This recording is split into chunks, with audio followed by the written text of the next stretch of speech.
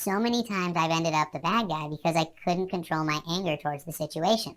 I was right in my anger, but I was wrong in my delivery. Now recently, someone again inquired about my feelings about Bentino Massaro. I told them that I felt he was a dangerous and he perverted many teachings I personally supported. So much of what he discusses I agree with, but it is the way he behaves towards others that really rubs me the wrong way. Combined with the wealth of information I have uncovered myself through online research, it would take a new pile of evidence to convince me that this person in question had made a change. However, this person repeatedly tried to defend him, cutting me off every time I tried to explain myself. I was clearly challenging her perspective, but didn't expect such harsh attacks in return. On 2 occasions, she tried to accuse my examples as irrelevant, being very condescending in the way she was taking in the information. I finally asked for this person to allow me to finish my thoughts, at which point she still tried to defend her position again.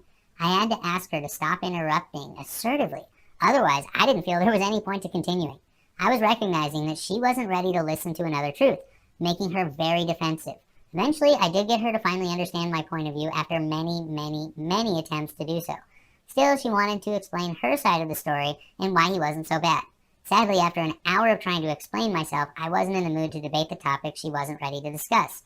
If she had read the articles I read, had other experiences to expand on with new insights to debate, maybe, and I mean perhaps, I could have continued the discussion. But my wits were done, and my ability to remain calm around the subject was no longer a possibility with the way she wanted to keep defending Bentino. I excused myself for the night, as I didn't want to talk to anyone else. It was probably for the best, as everyone needed to avoid me too. I didn't expect that night I would be faced with the challenges around that topic, but it was a trigger point for me. I knew I had failed, but I just see that as an opportunity to grow. I have spent much time debating what it was that was so upsetting and why I can't just let it all go. The most significant part is if I feel someone is dangerous to others, it is my opportunity to do something about it, because evil wins when good people do nothing. In hindsight, I see where I could have made some adjustments to the way I convey my anger towards his behavior. I didn't think to explain to this girl that it does not matter how many good experiences you have had with the spiritual guru. I look at all of someone's actions, and if he is through his continued efforts perverting perfectly beautiful teachings, considering most people before their arrest loved Manson and Bundy, we should really reevaluate the way we judge character.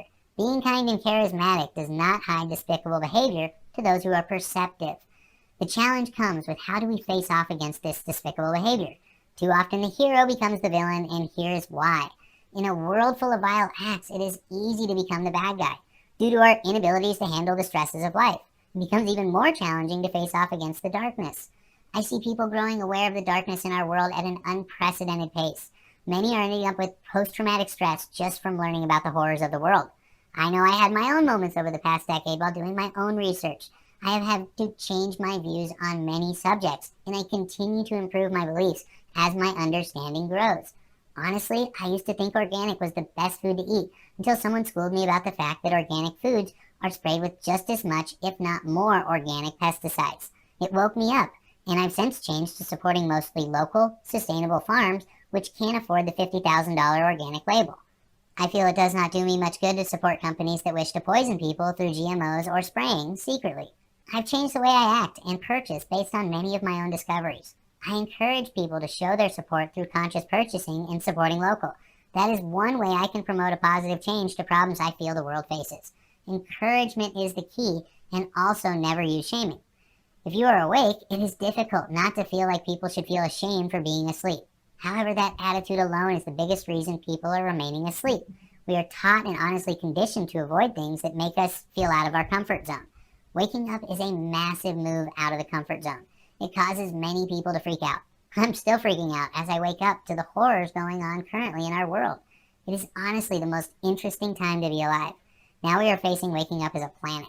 The amount of freaking out is at an all-time high, and we are not handling it well.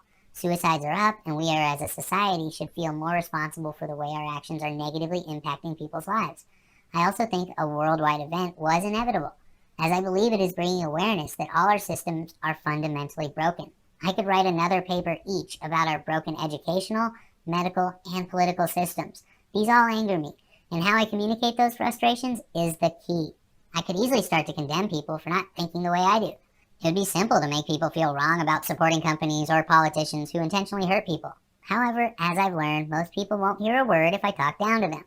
Honestly, most people will shut down as soon as I start to get upset with them. Their defenses go up and they enter a fight or flight mode. As their defenses would go up, that would trigger my own defensiveness. Ultimately, I would never change their mind, and then they would consider me the bad guy in the end because I yelled and got mad at them.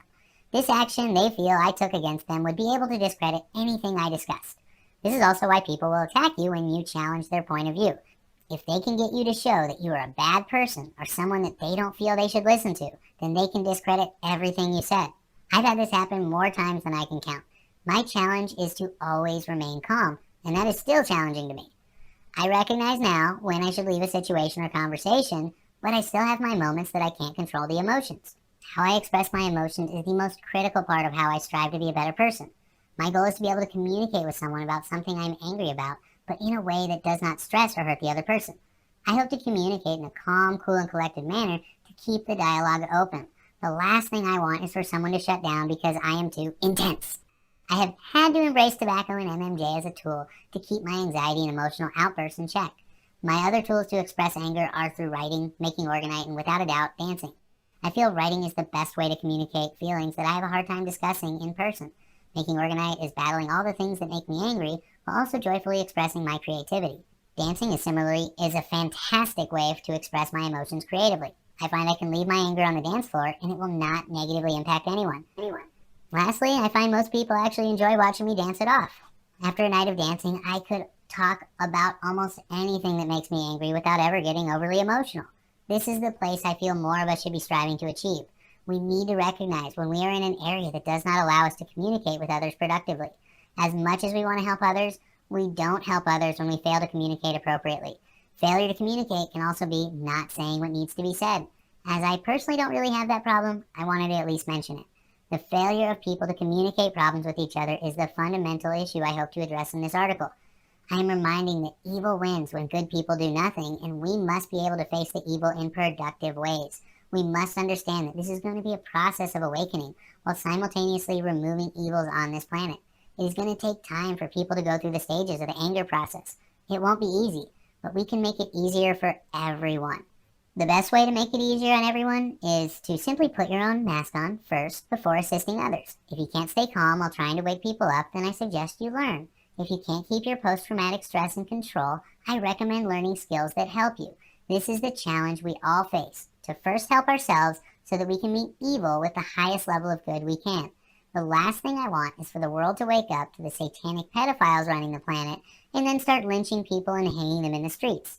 I'd be happy to see those people in jail, but never excited to see it handled by public rage. There is always a better way to do things. The moment we stop believing there is a better way is the moment we make our biggest mistake. I have found that there are many ways to bring awareness to the problems of the planet. Some people create beautiful conscious art, while some organize protests, and even create civil disobedience to inspire change. My most significant point is there isn't a wrong way to wake people up if you do it intending to harm no one. Still, some methods work better than others. I don't recommend ever talking from a pedestal that you are better than others, shaming or being outright condescending towards those who don't know your truth yet. Destroying private property is the worst form of acting out. We need to rise and say that behavior that hurts others is wrong. We all need to stand up for what's right, and for each country, state, and city, this might be different. Allow people to make up their own mind, and always be open to other possibilities, as I feel truth may change. I've learned that even truth has deeper truths, as many of my truths have evolved throughout my own life. In these hashtag COVID-19 times, I think it's essential to do the self-work required to help others. We are being forced to take a look inside at ourselves.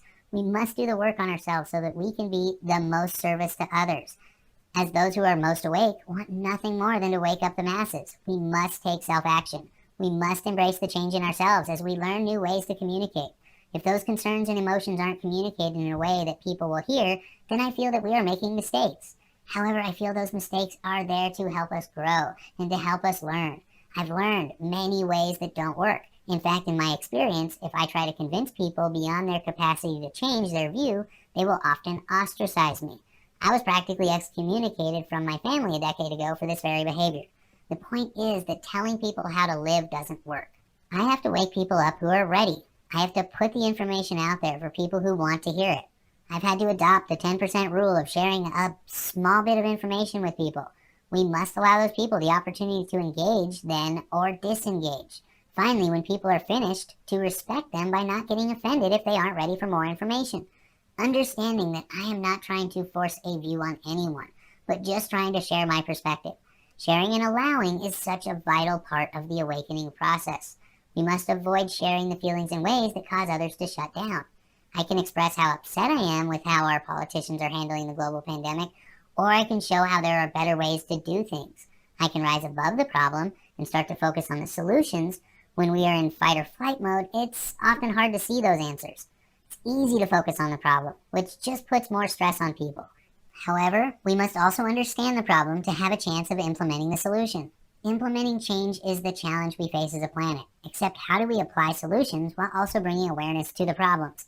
I feel that we all have a piece to bring to the solution, which is why each and every person on the planet is important right now. Discovering how to deal with the evils of the world and then how to transcend those evils is the greatest gift you can give to the planet.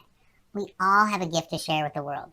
Discover your gift by looking inside and finding peace in the darkness, in approaching the problems from ever higher places. We will bring a new renaissance to planet Earth. Thank you for listening to Interesting Articles for Interested People. Join me every first and third Monday for a brand new original article. Subscribe on Patreon to gain early access. Written and audio versions will be available for early release. The previous articles will be published publicly with a Pomeranian video each time a new article is released. Articles are written to share experiences and lessons with the world. Thank you for your time, and please share, like, and subscribe to read or hear more. Again, you can find early access on Patreon by subscribing to Interesting Articles for Interested People for $5 per month. Thank you again.